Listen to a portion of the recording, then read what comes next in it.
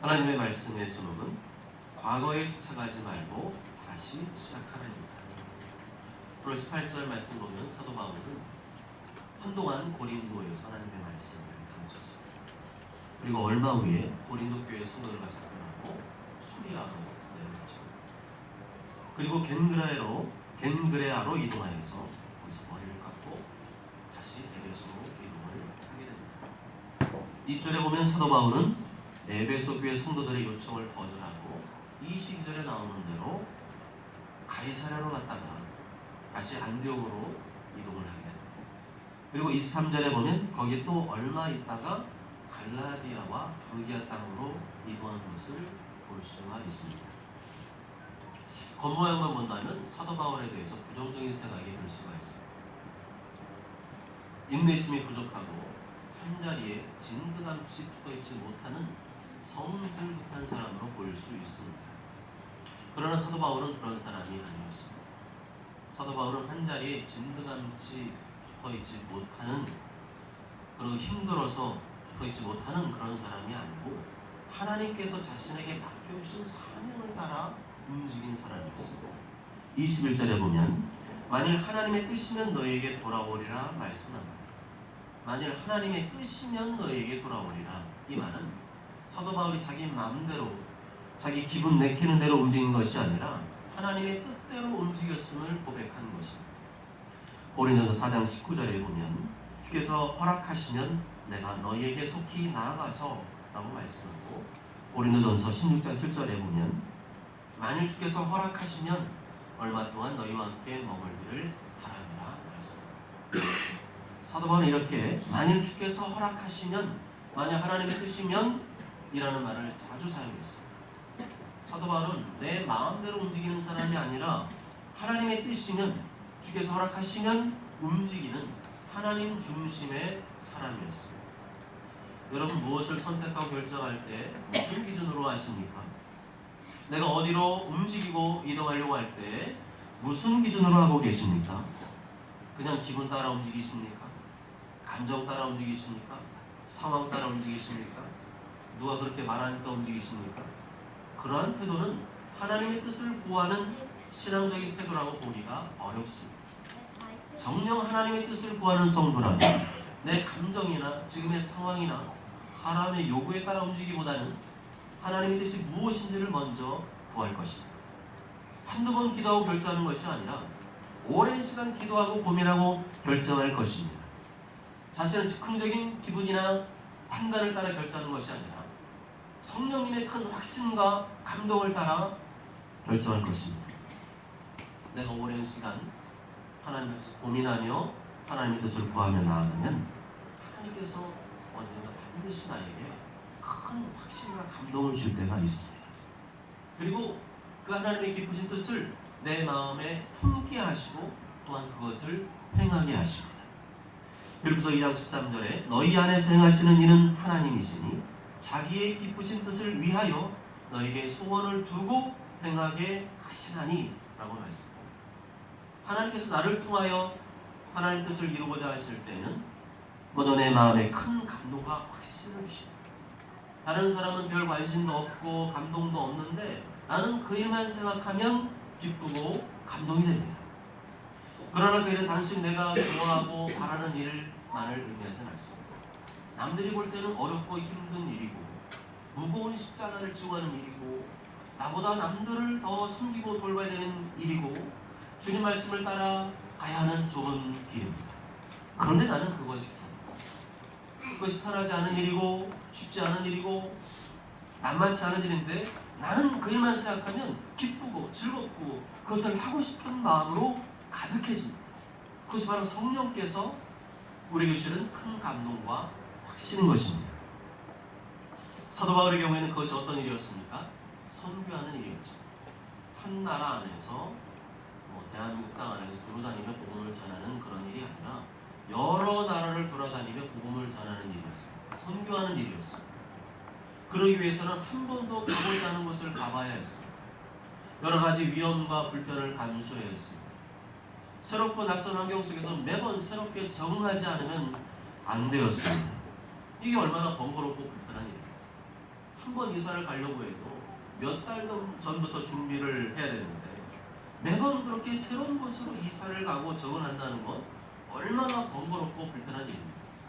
그렇지만 사도 바울은 그것이 기쁘고 즐거웠습니다. 어렵고 힘든 일인 줄 알았지만 그것이 기쁘고 좋았습니다. 돈 되는 일도 아니고 남들이 알아주는 일도 아니고 그다지 대접받는 일도 아니었지만 사도 바울은 그것이 기쁘고 즐거웠습니다. 이런 중에 대표적인 것이 목회자나 선교사의 길이죠. 목회자나 선교사의 길은 돈 버는 길이 아닙니다. 사례비가 적습니다. 남들이 알아주는 길도 아닙니다. 그다지 세상에서 대우해 주지도 않습니다. 그러기를 바라고 이 길에 들어선 것이 아닙니다. 만약 그런 세상적인 꿈을 꾸고 이 길에 들어선 목회자나 선교사가 있다면 하나님께서 부르신 적이 없는 자칭 선지자, 거짓 선지자, 사꾼일 것입니다. 그 이후의 삶을 보면 알 수가 있습니다. 항상 돈을 밝히고 명예를 밝히며 산다. 성도들이 피를 빨아먹는 그 피름일 것입니다.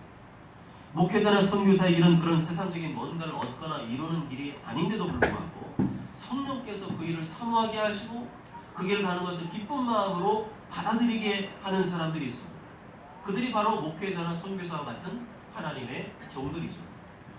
중요한 것은 그 길을 걷는 사람들이 다른 어떤 세상적인 이익이나 탐욕을 위해 그 길을 택한 것이 아니라는 것입니다. 자기 욕심이나 욕망을 채우기 위해 그 길을 택한 것이 아니라는 것입니다. 그저 그것이 하나님의 부르신 뜻인 줄 알고 그렇게 순종한 것입니다.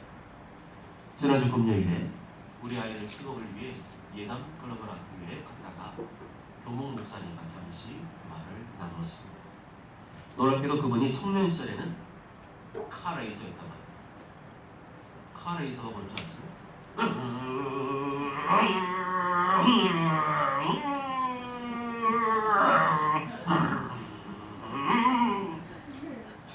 그 일 하는 게 너무 기쁘고 즐거웠다고 합니다.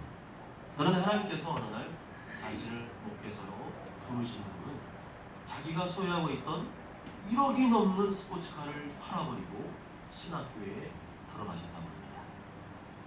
다 털어봐야 되죠. 저도 다 털렸습니다.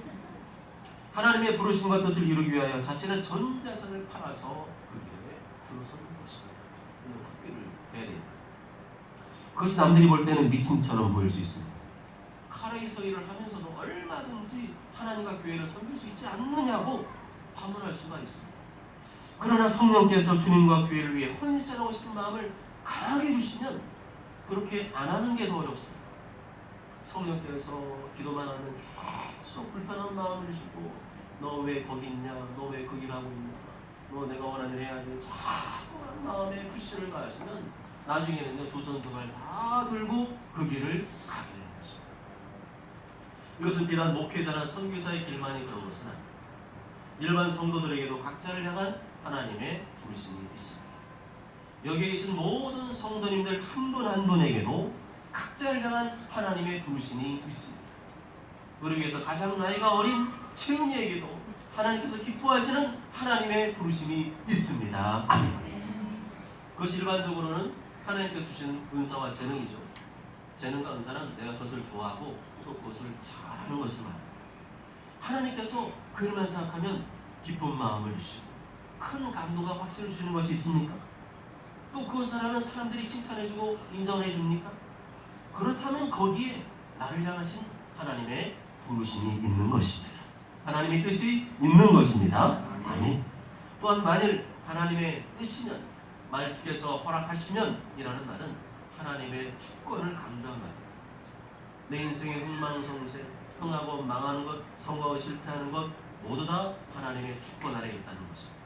다시 말하면 뭐든지 내 마음대로 되는 게 아니라는 거죠. 뭐든지 내가 열심히 노력하고 수고하면 되는 게 아니라는 것입니다. 주께서 허락하시면 되는 것이고 허락하지 않으시면 안 되는 것입니다. 물론 이 말은 나는 아무것도 안 해도 된다는 말은 아닙니다. 내가 해야 될 일은 최선을 다해서 노력하고 수고해야 됩니다. 학생은 공부하는 일에 최선을 다해야 하고 학생은 학생으로서 공부하는 최선을 다해야 하고 직장에서 일하는 사람은 주어진 일에 최선을 다해서 일을 해야 합니다. 그렇지만 그렇게 열심히 노력하고 애쓰기만 하면 뭐든지 되는 것이 아니라 주께서 허락하시면 되는 것이고 허락하지 않으시면 안 된다는 것을 인정하는 자, 그 사람 바로 하나님의 주권을 인정하는 사람인 것입니다. 그러므로 우리 하나님의 자녀 입술에서는 내가 하면 돼, 내가 노력하면 돼, 내가 열심히 하면 되지가 아니라 만일 하나님의 뜻이면, 만일 주께서 허락하시면 내가 이것도 할 수 있고 저것도 할 수 있다고 겸손히 고백해야 될 줄로 믿습니다. 그런 사람이 하나님 앞에서 겸손한 사람인 줄 믿습니다. 하나님의 주권을 인정하는 사람이 겸손한 사람인 줄 믿습니다. 그런 겸손한 사람이 하나님의 은혜와 도우심을 덧입게 되는 줄 믿습니다. 사도 바울이 그렇게 하나님의 뜻을 따라 움직였습니다. 성령님의 큰 확신과 감동을 따라 움직였습니다. 고린도, 수리아, 겐그레아, 에베소, 가이사랴, 안디오, 갈라디아, 부르기아 땅을 차례로 돌아다녔습니다. 그런 과정 속에서 인간적인 작별의 아쉬운 시간도 있었습니다. 20절에 나오는 것처럼 에베소 교회 여러 명의 성도들이 사도 바울에게 더 오래 있기를 요청했지만 사도 바울은 그것을 거절하고 하나님의 뜻을 따라 움직였습니다. 왜냐하면 그렇게 사람들의 요구를 따라 움직이는 것이 아니라 하나님의 뜻을 따라 움직이는 것이 하나님의 종의 자세이기 때문입니다. 작별하여 이르되 만일 하나님의 뜻이면 너에게 돌아오리라 하고, 그렇게 성령님의 큰 감동과 확신을 따라 살고 하나님의 뜻을 이루며 살기 위해서는 본인의 결단과 의지도 중요합니다. 하나님께서 아무리 그 마음에 강한 확신과 감동을 주시고 그렇게 살도록 인도해 주셔도 본인이 거절하면 어쩔 수 없는 것입니다. 그 사람 바꿔서 다른 사람 주시고, 사도 바울은 그런 인간적인 마음이 들어왔을 때, 그런 자신의 마음이 흔들릴 일이 생겼을 때에 스스로 자신의 마음과 생각을 쳐서 복종시키지 않으면 안 되었습니다.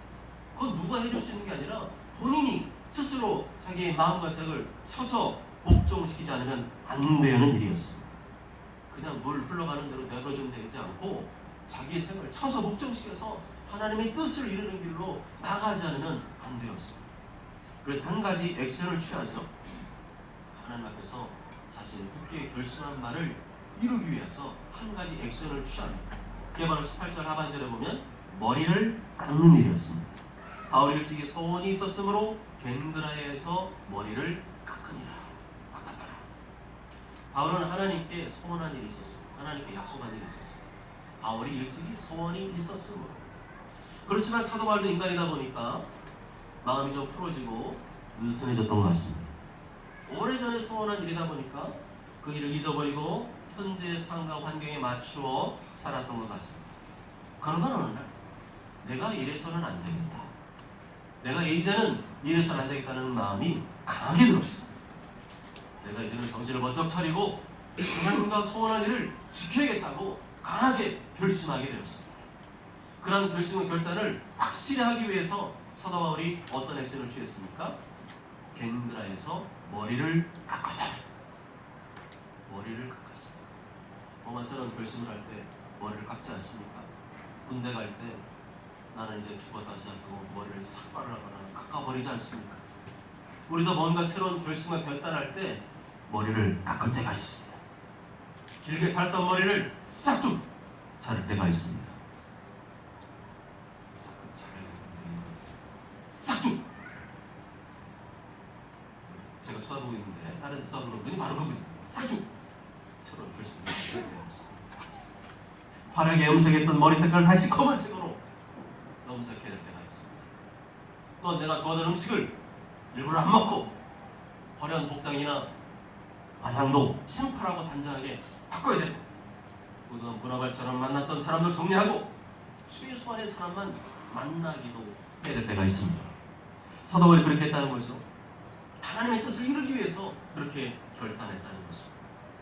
그렇습니다. 우리도 이와 같이 결단해야 될 때가 있습니다. 지금이 바로 저는 그러한 때라고 생각합니다. 2023년 우리 표가 무엇이었습니까? 무엇입니까? 새로운 용기와 도전 아닙니까? 새로운 용기와 도전. 여러분 전반기 동안 얼마나 새로운 용기와 도전을 사셨습니까? 계속 밤만 축내며 하루하루 보내진 않으셨습니까? 새로운 용기와 도전은 다 사라지고 흐리멍텅이지는 않았습니까? 이제는 그러한 게으름과 나태함을 과감히 끊어줘야 될 때가 되지 않았습니까? 계속 이런 분위기로 가서는 안 된다고 하는 압박감이 밀려오지 않습니까? 계속 밥만 축내면 살아서는 안 된다는 양심의 가책이 밀려오지 않습니까? 그렇다면 지금이 적기입니다.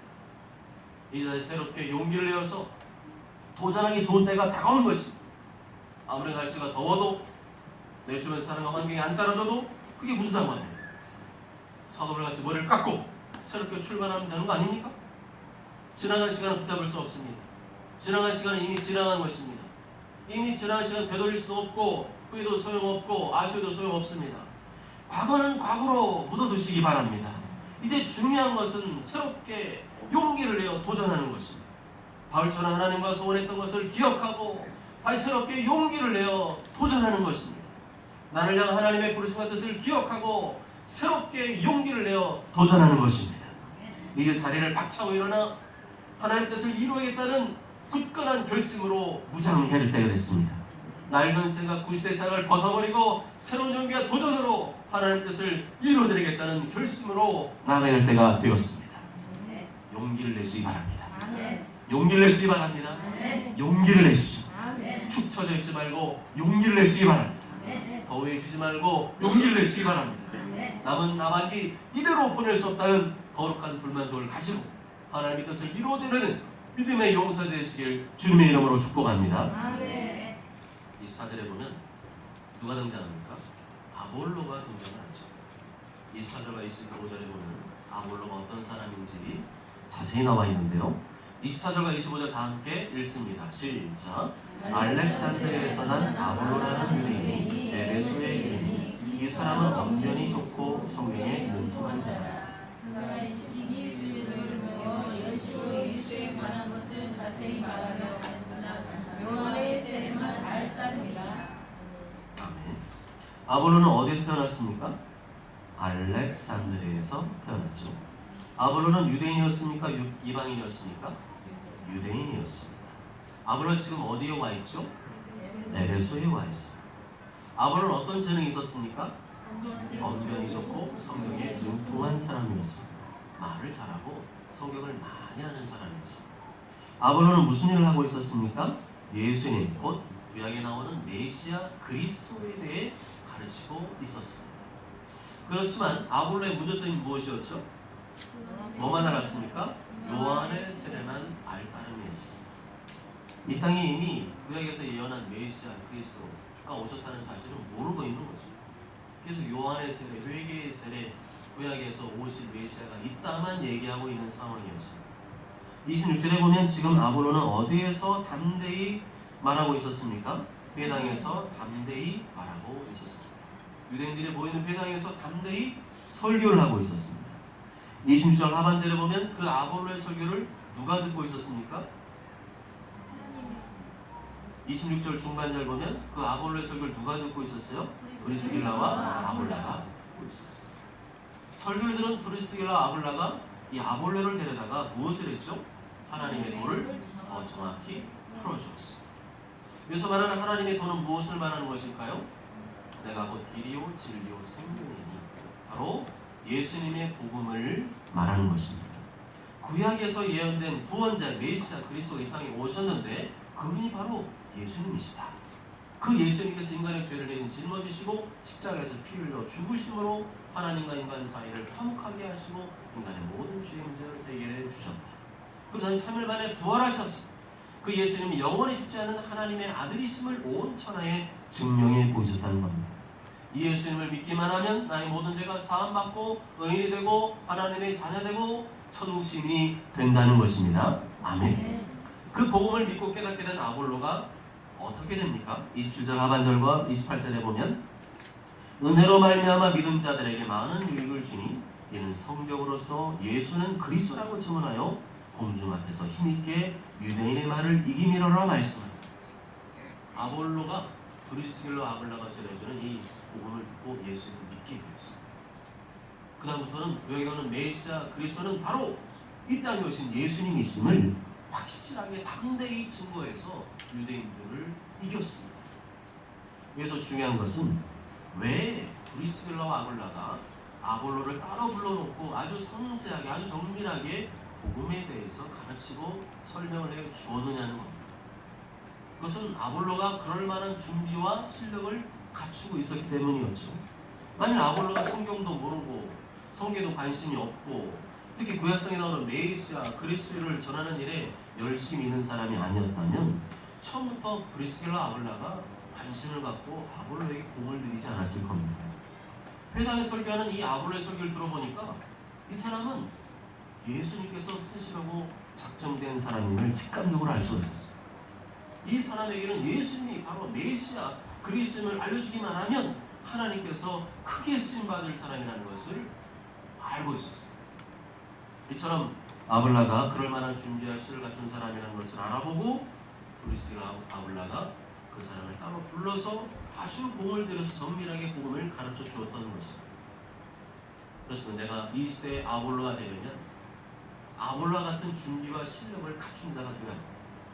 아볼라 같은 준비와 실력을 갖추고 있을 때 브리스길라 아볼라 같은 사람을 나에게 보내주시고 나를 도와주게 하시는 것입니다. 밑 빠진 독에 물 붓기라는 말을 아십니까? 밑 빠진 독에 물 붓기. 여기에 길고 둥근 항아리가 있습니다. 그런데 그 밑에 항아리가 깨져 있어요. 밑부분이 깨져 있어요.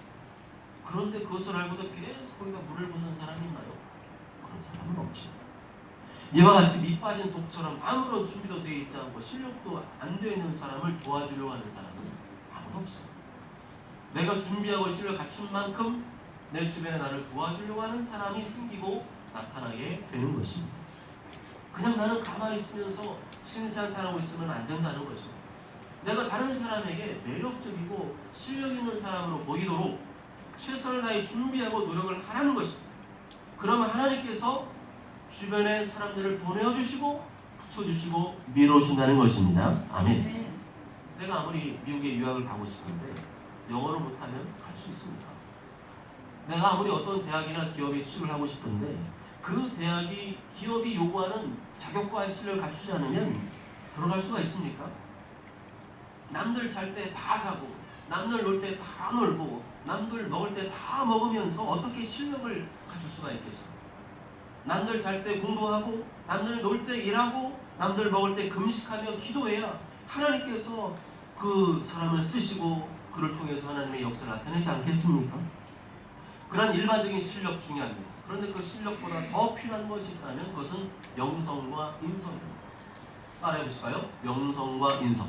영성과 인성. 영성과 인성. 영성과 인성. 영성과 인성. 영성과 인성. 영성과 인성. 영성과 인성. 사람 이름이 아니에요. 멋진 오빠 이름 영성이 오빠? 인성이 아니에요. 지금 헷갈리면 안 돼요. 지금 정신 바짝 차리고. 영성은 무엇입니까? 하나님과의 관계죠. 여러분 같으면 똑같은 실력과 능력을 갖춘 사람이 있어요. 그런데 한 사람은 나랑 친해. 한 사람은 나랑 안 친해. 그럼 누굴 뽑으시겠어요? 나랑 친한 사람 뽑죠. 똑같은 실력 능력을 갖춘 친한 사람 뽑죠. 마찬가지로 하나님께서도 하나님과 친하게 지내는 사람을 도와주는 겁니다. 내가 남들만큼 준비되고 실력을 갖추고 있어요. 그러면 하나님과 더 친한 사람을 하나님께서는 밀어주는 거죠. 그러므로 우리는 기도해야 됩니다. 말씀 묵상해야 됩니다. 예배의 자리, 기도의 자리 사수해야 됩니다. 하나님과 친하게 지낼 때 하나님께서 은혜를 베푸시는 겁니다. 지혜와 노처가 총명을 더해주시고 돕는 사람도 붙여주시는 것입니다. 또한 인성을 갖춰야 됩니다. 인성은 뭐죠? 문성이 신부 인성이요? 아니죠. 인성은 뭡니까? 사람의 됨됨이 인격을 말하죠. 이기적이고 자기중심적인 사람은 하나님께서 쓰실 수가 없습니다. 예수님 마음으로 다른 사람을 섬기고 배려하고 희생하는 사람을 하나님께서 쓰실 수 있습니다. 내가 아무리 세상적인 준비와 실력을 갖추었어도 하나님과 아무리 친밀하게 지낸다 할지라도 이 인성이 다듬어지지 않으면 하나님이 쓸 수가 없습니다. 성격이 모원하고 성격이 거칠고 더러우면 맨날 싸우고 다투기나 하지 그런 사람은 어떻게 하나님께 쓸 수가 있겠습니까? 영성과 인성과 실력을 갖추시길 바랍니다. 영성과 인성과 실력을 갖추시길 바랍니다. 하나님께서 어디다 내놔도 쓸 수 있도록 영성과 인성과 실력을 준비하시기 바랍니다. 하나님과 친하게 지내고 하나님의 마음으로 사람을 섬기고 세상적인 준비와 실력도 갖추시길 바랍니다. 사랑하는 여러분, 사도 바울은 자기 마음대로 움직이고 돌아다니지 않았습니다. 하나님의 뜻이면 움직였습니다. 주께서 허락하시면 움직였습니다. 세상적인 수고와 노력을 다하면서도 하나님의 주권을 인정하면서 움직였습니다. 사도 바울은 겐그라에서 머리를 깎았습니다. 마음이 게을러지고 나태해졌을 때 머리를 싹둑 깎았습니다. 머리를 깎고 새로운 용기와 도전으로 일어섰습니다. 하나님께 소원한 것을 이루어드리기 위해 새로운 용기와 도전으로 일어섰습니다. 아볼로는 영성과 인성과 실력이 준비된 사람이었습니다. 성경을 사랑하는 사람이었고 성경을 잘 아는 사람이었습니다. 이 땅에 오실 메시아 그리스도를 사모하는 사람이었습니다. 하나님께서 그런 준비된 아볼로를 도와주시고 밀어주셨습니다. 모두처럼 모두가 사도 바울처럼 하나님의 주권을 겸손히 인정하고 새로운 용기와 도전으로 일어서심으로 아볼로처럼 영성과 인성과 실력을 준비하심으로 하나님께서 준비된 자에게 쓰시는 하나님의 역사, 하나님의 놀라우신 능력, 하나님의 축복이 함께 하시길 주님의 이름으로 축복합니다. 아멘.